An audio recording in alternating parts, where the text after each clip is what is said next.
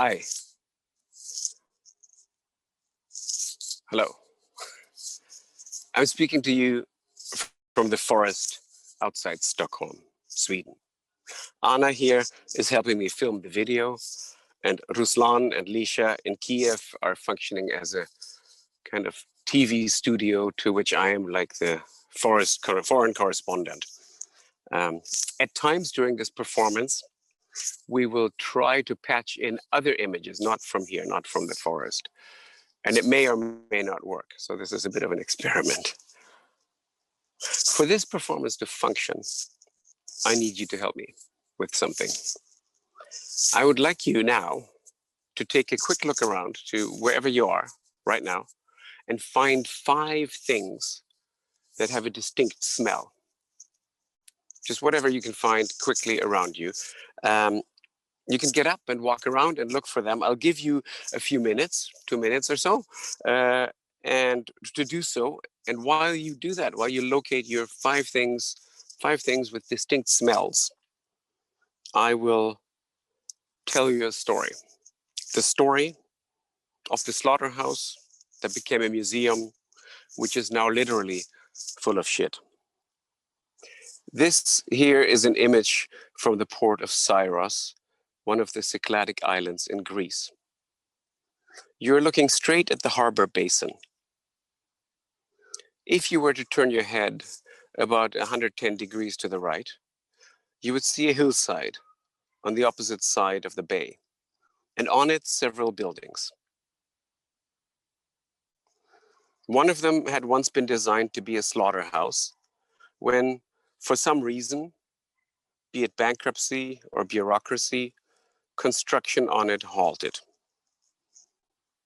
For some time, it was just sitting there on the hillside as a naked concrete skeleton, useless and abandoned. Until in 1992, the late artist Martin Kippenberger saw it. He was visiting friends on the island and decided to turn the unfinished slaughterhouse into the Museum of Modern Art Cyrus, or MoMA Cyrus. He didn't really do anything to the building. He didn't own it either, but he declared it a museum. And for 4 years, he curated shows there with proper invitation cards and openings. After 4 years, the activities of MoMA's, Museum of Modern Art Cyrus, ceased again. This was already close to Kippenberger's death. The audience for these exhibitions was never more than 9 to 12 people, even when Cosima von Bonin, Stephen Prina, or Christopher Williams were exhibiting. Most likely, the inhabitants of the island of Cyrus, as well as the owner of the property, didn't even know about the museum. Today, the building has been completed with European Union funding, and it houses a state-of-the-art sewage treatment center. Okay, I hope this gave you some time to find 5 smells, distinct smells, and now we need to number them. I got my own 5 smells from home here, and I will number them now. So what I found when I went through my cupboards quickly, I found coffee, espresso coffee. I number that 1. I found an onion, which right now doesn't smell much at all, but let me do a little.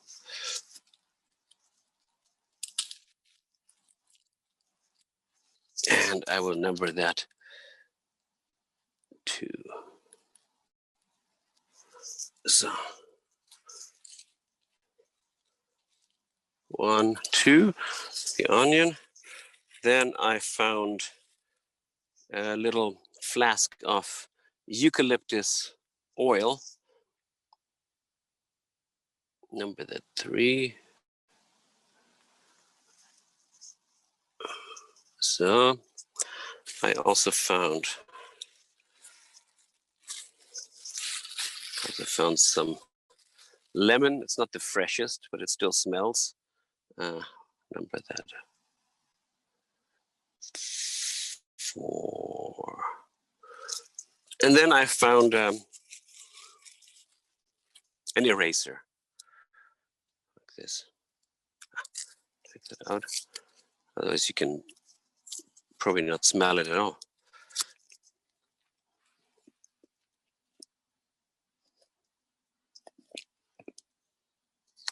So, and that'll be number 5. So if you also number your smells, you can do it with a pen or you can just memorize it. But so we have 5 distinct smells. And now I've lost my cap to my pen. Okay, it's not good. Oh, la, la. Okay, so we have our 5 smells. And there's another thing I brought. And that is, if you can see this, these are some curves. These are some curves I found.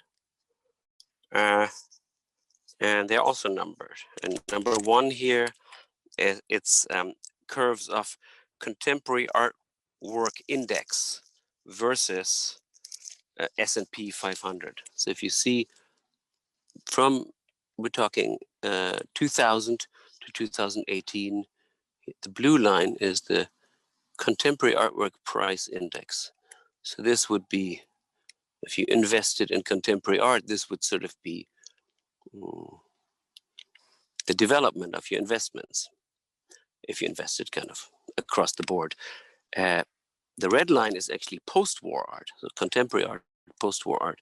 So if you invested in post-war art, this would be the development we're talking about. And in comparison to that, here's the S&P 500. So if you just invested in a traditional stock portfolio, there would have been times with huge gaps between the reaps of your investments. But then in the end today, or this is 2018, you're almost in the same place again. Then the second curve I have is this: highest prices recorded for contemporary artworks from 1992 to 2018. And these are like the top prices for contemporary art. You can see how it's gone up. So here you have just a couple of key points. Here you have a Anzem Kifa. I think the Queen of Saba was the title in the 90s for $847,000. Here, and this is around 2000 something, I didn't write that down now, you have Jeff Koons' Balloon Dog for $25,783,000. And here, closer to the present, you have a Basquiat for $110,487,500. Funny that they bothered to put the 500 in. This is number 3, the graph number 3. I can show it a little bit more so you can see it. Contemporary art auction market. So here you see from 2000 to 2018, how the blue line shows the lots sold, how the amount of actual objects sold has gone up. And the red one shows the market value, which more or less goes up in market volume, I'm sorry, accordingly, but with little differences, but more or less follows the amount of sold works, except for here in the mid 2000s. Then you have my graph number 4, from 1970 till 2018, percentage of artists leaving the profession within 2 years of art school. Here's your 50% line, and you can see there's a dip, probably in the sometime in the 80s or so, and then it goes more or less steadily up. Oh, and then there's one more graph, graph number 5. This is the graph. This line shows retail value of baby and children's shoe market in Japan from the fiscal year 2011 to 2015. So that's sort of an outside reference point. What I was thinking of doing now is to see if I can find curves that match these here somewhere, if they exist in nature, so to speak. So I'll start looking around and see what I can find. Let's see.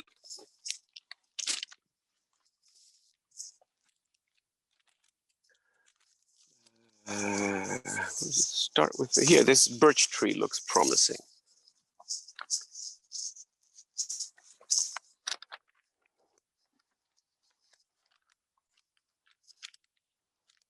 That's a, oh, not quite. Not quite.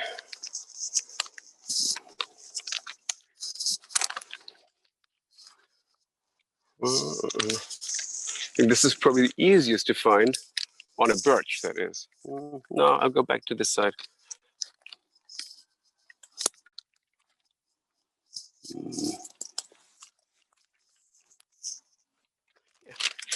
I think this is pretty okay. So it means number 5, we located. It goes roughly from here to here. And I try to mark that. See, I'm a little, interpreting, but these here I'm cheating a little bit. I think that is legitimate. That's 5. And as you see, we have a little bit of a problem with the ink. It's been raining. Okay, so 5. And when I locate one, it gives me permission to smell. So now I'm going to, you can take your smell number 5, like in my case, the eraser.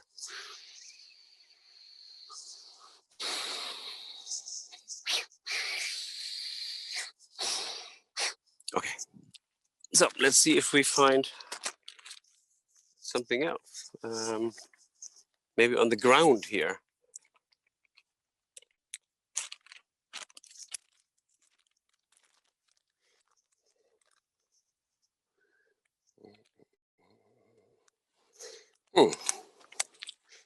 Check this out. No, it's not. No, it's not quite the case. I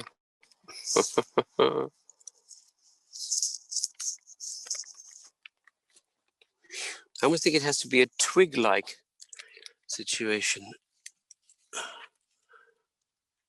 That is pretty good. I think that's pretty good. Not exact, but then statistics are always a matter of interpretation, you know?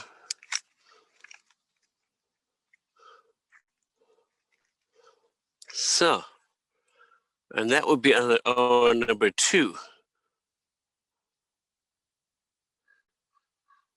I'll just leave it where I found it. And that means smell number 2, I get to.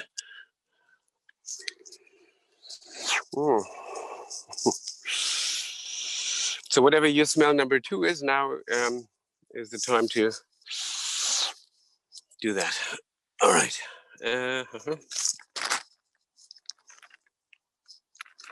So we've done this and we've done this.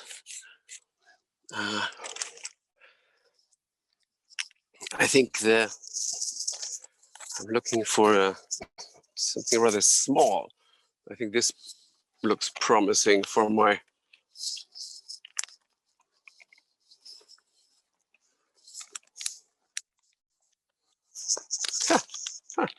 look at this. Look at this. That's the number 4, so you can get ready with your smell number 4.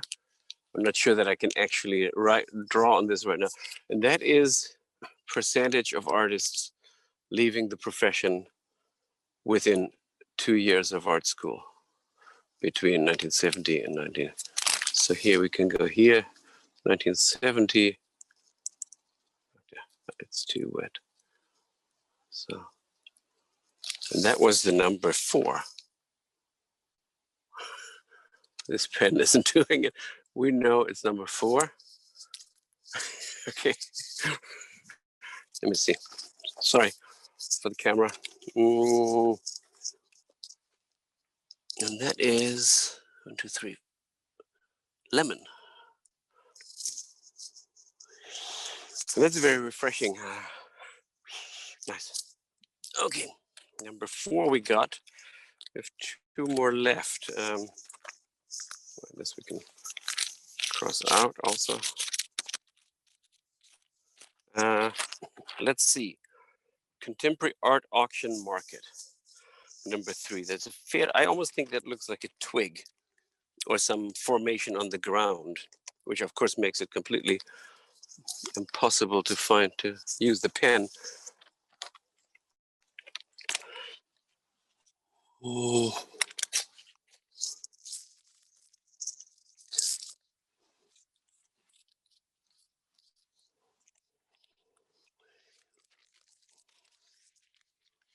Look at that. Look at that. Pretty good. I would say that's pretty good. It starts here and goes to about here.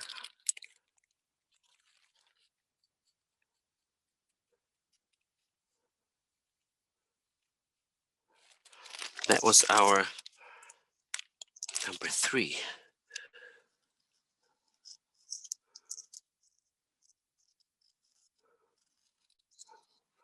Which we can now erase. And what was that smell-wise? Oh, that was the eucalyptus. Nice.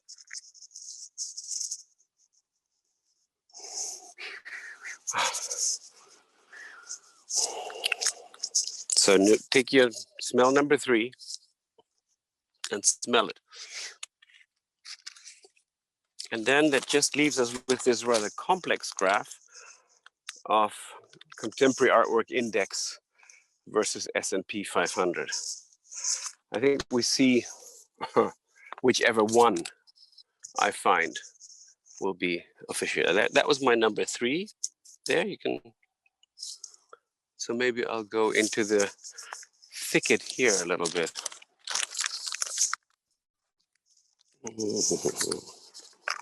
Looks a little different.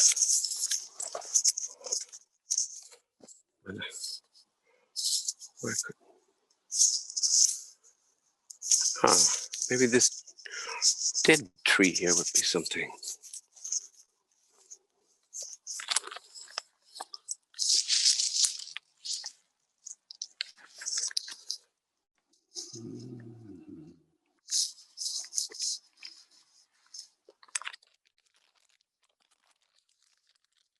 No.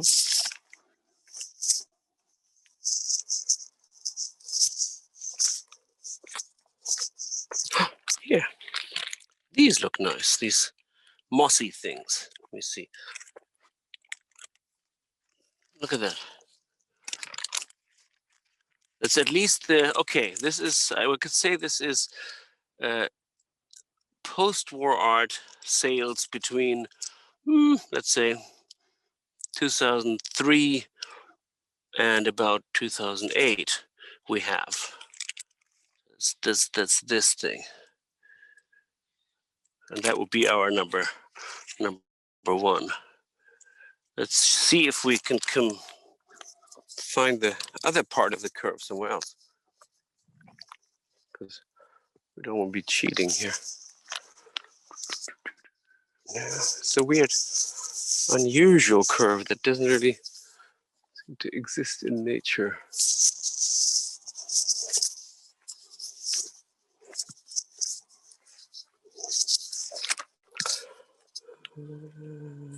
Huh. It's here. This, wait. This rocky edge, perfect. That's perfect. That's just like an amazing fit. So this edge under here is basically virtually identical with post-war art. This bump is important. Sales from, what did I say, 2008 to 18. Perfect, and that's number 1 also. And the pen is dead. Okay, so we have all this. But we still get to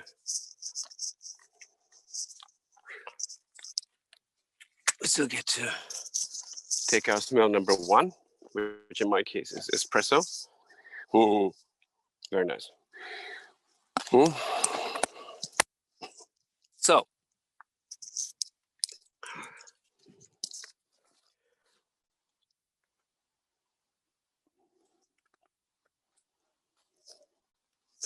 now I actually would like to show you something else. This here is a short clip of the harbor basin in the port of Cyrus. When I told you about the Slaughterhouse that became the Museum of Modern Art, I didn't tell you the whole story. What I didn't tell you is that standing here, if you just were to lift your gaze up to look straight across to the other side of the basin, you would see a pier, and mooring, a low stone pier, and mooring at that pier, there are 2 Greek military vessels. Not big, not small, like bigger than patrol boats, smaller than frigates, but some sizable military vessel, 2 of them. And next to the 2 military vessels, you would see a hyper-modern carbon and steel sailing yacht, a super yacht, a 3-master under Chinese flag. It's sleek and monstrous. And that boat, that super yacht, is significantly bigger than the 2 military ships put together. Also, I neglected telling you that what you're looking at, is not really a video of the harbor basin, but it actually is a hyper-accurate, 3D animated, state-of-the-art model of all the markets that ever were, seen from a distance of 20,000 years.